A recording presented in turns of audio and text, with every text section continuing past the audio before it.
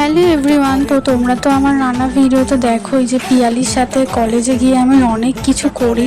তো তোমাদের মনে হয়তো কোশ্চেনটা আছেই যে পিয়ালির সাথে আমার কিভাবে পরিচয়। বেসিক্যালি হচ্ছে আমি যখন জেএনপি কলেজ অফ এডুকেশনে ডিএলএড করতে গেছিলাম, তো সেখানে আমাদের একটা অফিসিয়াল গ্রুপ ছিল হোয়াটসঅ্যাপে, যেটা কিনা এখনও আছে। তো সেই গ্রুপ থেকে নাম্বার নিয়ে পিয়ালি হঠাৎ একদিন সকালবেলা আমাকে ফোন করে।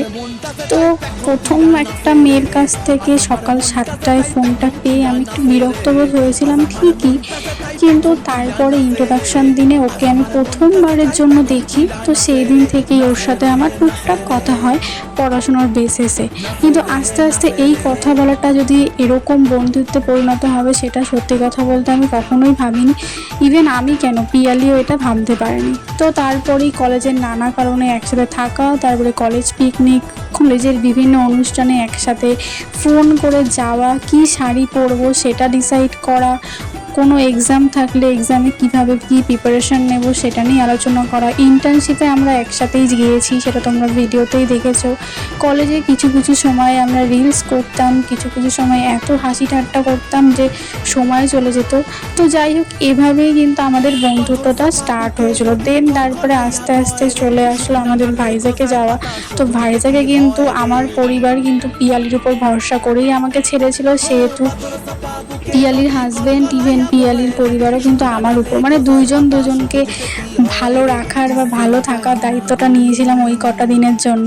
তো তারপরে ওখানে গিয়ে তো পিয়ালি সত্যি কথা বলতে পুরোপুরি একদম আমার মা যেভাবে আমাকে টাইম টু টাইম খাওয়া বা যাই হোক না কেন, একটা ঘুরতে গেলে যেরকম চোখে চোখে রাখা, সেরকম সবটাই কিন্তু পিয়ালিই করেছিল।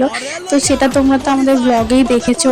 ইভেন আমার মনে আছে ও কিন্তু আমাকে ট্রেনের মধ্যে খাইয়ে দিয়েছিল। তারপর ট্রেনে একসাথে দুজন ঘুমিয়ে পড়া, একই রুম শেয়ার করা, একই রকম টাইপের ড্রেস পরা, সবসময় যেখানে ওর সাথে ঘুরতে গেছি সেখানে ওর হাত ধরে চলা, মানে যাকে বলে মায়ের মতন শাসন করে নিয়ে যাওয়া। তো এগুলোর সাথে আমার অনেক অনেক নস্টালজিয়া জুড়ে আছে পিয়ালির সাথে। আমি ভাবতেই পারিনি যে বন্ধুত্বটা এরকম একটা জায়গায় পৌঁছাবে, আর ও হয়তো ভাবতে পারেনি। তো এইভাবেই আমাদের টাইমগুলো কেটেছে।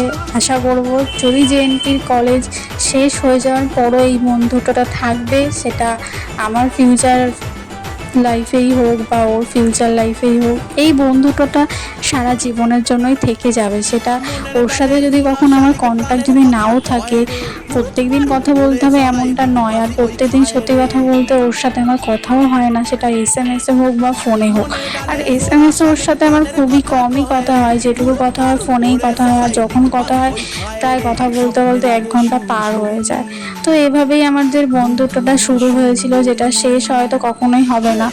যদিও বা কখনো শেষ হয়, সেটা ওইভাবে শেষ হবে না, হয়তো যোগাযোগ সেইভাবে হবে না, কারণ আমারও একটা তখন ফিউচার লাইফ থাকবে, ওরও একটা ফিউচার লাইফ থাকবে, দুজনের লাইফ নিয়ে ব্যস্ত হয়ে পড়বো। কিন্তু তবুও বন্ধুত্বটা সারা জীবন থেকে যাবে, এটুকু আমি ওর কাছ থেকে আশা করবো এবং ও আশা করে আমার কাছ থেকে। তো সেই কারণে এই ছোটো ছোটো মুভমেন্টগুলো তোমাদের সাথে শেয়ার করলাম, কারণ তোমরা অনেকেই জিজ্ঞাসা করো যে আমার সাথে পিয়ালির বন্ধুত্বটা কেমন। তো এই ভিডিওটা এই পর্যন্তই। তো টাটা।